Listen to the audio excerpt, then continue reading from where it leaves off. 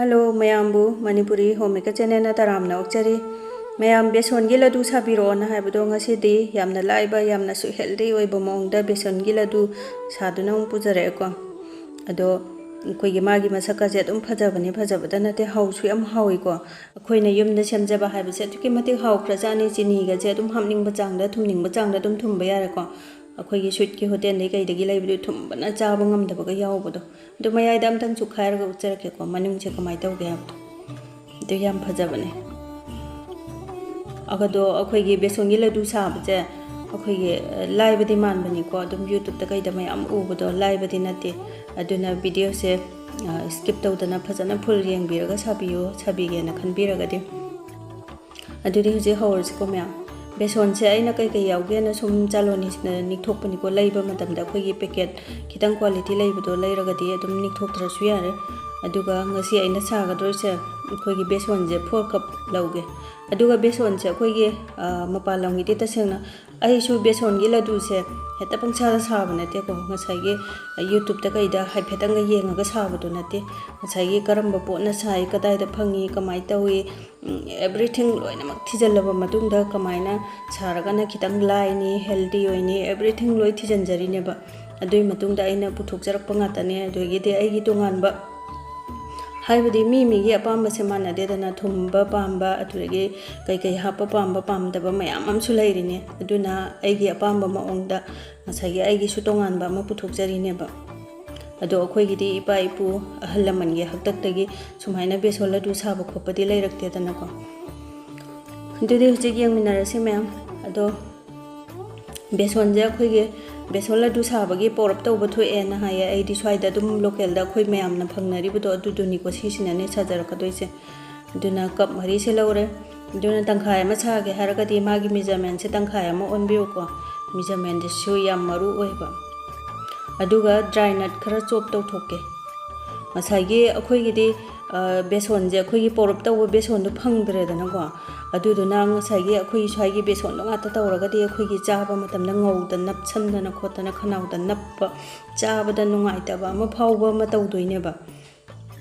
Adu the Nakut, Kitang nap sand, the Naba, a quiggy, Pori, Pora, Kitang Chuyaw, and Naba Naina, to the Giti, Hakjang, the so quiggy healthy oid and a sukuma dry nut, Chinchamayam, Suloina, Dumzana ring at the name don't tingy, they never at the net, Dona Sumaina Kitang, Job to Toga, Hapseva.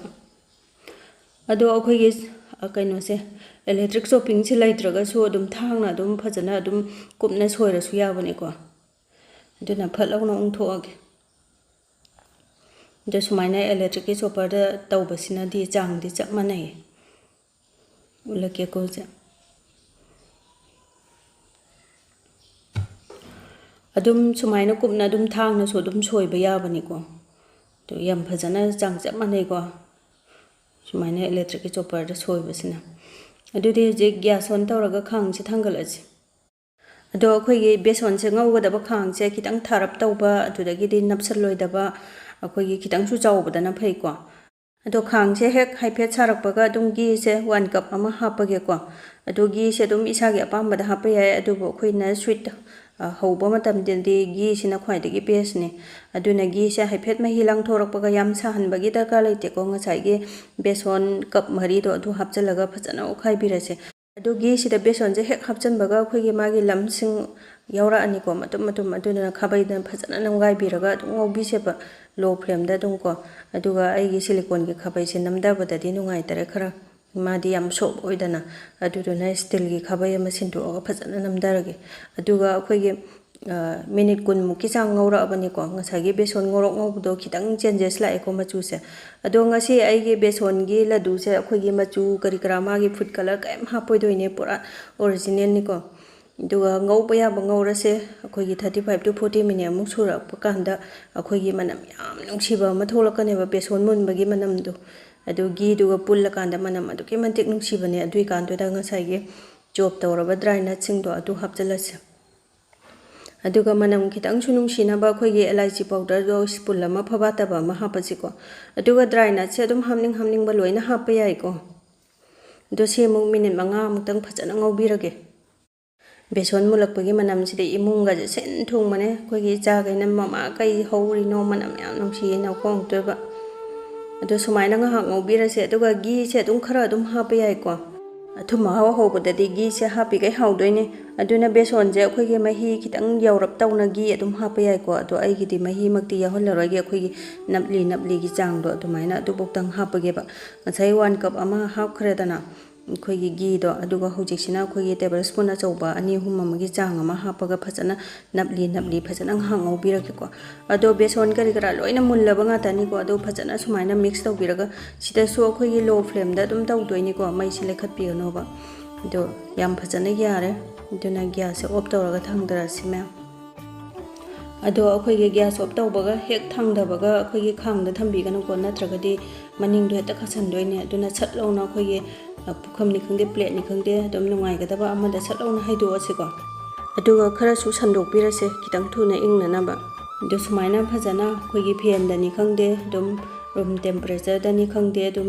Minute 10-20 ꯑꯣꯏꯒꯦꯔꯥ ꯍꯥꯏꯐꯦꯠ ꯏꯪꯊꯍꯜꯂꯁꯤꯀꯣ ꯑꯗꯨꯒ ꯑꯩꯈꯣꯏꯒꯤ ꯈꯨꯠꯅ ꯄꯥꯏꯕ ꯉꯝꯕ ꯁꯥꯗꯤ ꯁꯥꯔꯤꯕ ꯈꯨꯠꯅꯗꯤ ꯄꯥꯏꯕ ꯉꯝꯕ ꯆꯥꯡꯗꯨꯗ ꯆꯤꯅꯤ ꯍꯥꯞꯇꯣꯏꯅꯤꯀꯣ ꯑꯗꯨ ꯑꯃꯨꯛ ꯍꯦꯟꯗꯣꯛꯈꯤꯕ ꯌꯥꯗꯕ ꯑꯗꯣ ꯍꯧꯖꯤꯛ ꯏꯪꯍꯜꯂꯕ ꯃꯇꯨꯡꯗ ꯌꯦꯡꯉꯁꯤꯀꯣ ꯑꯗꯣ ꯈꯨꯠꯅ ꯊꯦꯡꯕ ꯐꯖꯅ ꯉꯝꯃꯦ ꯁꯥꯗꯤ ꯁꯥꯔꯤ ꯑꯗꯨꯅ ꯆꯤꯅꯤꯁꯦ ꯑꯩꯈꯣꯏꯒꯤ ꯒ꯭ꯔꯥꯏꯟꯗꯔꯗ ꯇꯛꯈꯥꯏꯕ ꯄꯥꯎꯗꯔꯗꯨꯅꯤꯀꯣ ꯆꯤꯅꯤ ꯄꯥꯎꯗꯔꯗꯣ ꯑꯗꯨꯒ ꯉꯁꯤꯒꯤꯁꯤꯗꯤ ꯈꯤꯇꯪ ꯑꯩꯈꯣꯏꯒꯤ ꯈꯤꯇꯪ ꯄꯧꯔꯞꯅ ꯇꯛꯑꯦ ꯑꯗꯣ ꯑꯁꯦꯡꯕ ꯑꯩꯈꯣꯏꯒꯤ ꯕꯦꯁꯣꯟ ꯂꯗꯨꯒꯤ ꯁꯥꯕ ꯑꯁꯦꯡꯕ ꯃꯥꯒꯤ ꯃꯍꯥꯎꯗꯤ ꯑꯩꯈꯣꯏꯒꯤ ꯆꯤꯅꯤꯁꯦ ꯃꯍꯤ ꯂꯥꯡꯊꯣꯛꯑꯒ ꯑꯃꯨꯛ ꯅꯪꯍꯜꯂꯒ ꯑꯗꯨꯒꯤ ꯃꯇꯨꯡꯗ ꯑꯃꯨꯛ ꯀꯪꯍꯜꯂꯒ ꯑꯩꯈꯣꯏꯒꯤ ꯄꯥꯎꯗꯔ ꯇꯥꯅ ꯑꯃꯨꯛ ꯄꯨꯔꯥ ꯄꯥꯎꯗꯔ ꯅꯠꯇꯦꯀꯣ ꯄꯧꯔꯞ ꯄꯧꯔꯞ ꯇꯧꯕ ꯑꯗꯨꯒꯤ ꯃꯃꯤꯡꯗꯣ ꯕꯨꯔꯥ ꯀꯧꯕꯅꯦꯕ ꯑꯩꯈꯣꯏꯒꯤ ꯃꯣꯏꯒꯤ ꯃꯌꯥꯡꯒꯤ ꯂꯣꯟꯗꯥꯗ ꯑꯗꯨꯗꯨꯅ ꯕꯦꯁꯣꯟꯒꯤ ꯂꯗꯨꯗ ꯍꯥꯞꯄꯗꯤ ꯃꯍꯥꯎꯁꯦ ꯇꯣꯡꯉꯥꯜꯂꯦ ꯍꯥꯏꯌꯦ ꯑꯗꯣ ꯅꯣꯡꯃꯗꯤ ꯁꯥꯈꯤꯅꯤ ꯁꯥꯕꯕꯨꯗꯤ ꯑꯗꯣ ꯁꯤꯁꯤꯅ ꯈꯤꯇꯪ ꯂꯥꯏꯔꯦꯀꯣ ꯑꯩꯈꯣꯏꯒꯤ ꯒ꯭ꯔꯥꯏꯟꯗꯔꯗ ꯍꯥꯏꯐꯦꯠ ꯇꯛꯈꯥꯏꯔꯒ ꯑꯗꯨം ꯍꯥꯞ ꯌꯥꯔꯦꯕ ꯑꯗꯣ ꯑꯁꯦꯡꯕꯒꯤꯗꯤ ꯀꯞ 2 ꯍꯥꯞꯄꯗ ꯆꯞ ꯆꯥꯗꯣꯏꯅꯤꯀꯣ ꯑꯩꯒꯤ ꯆꯤꯅꯤꯁꯦ ꯈꯔ ꯋꯥꯠꯍꯜꯂꯕꯅꯦ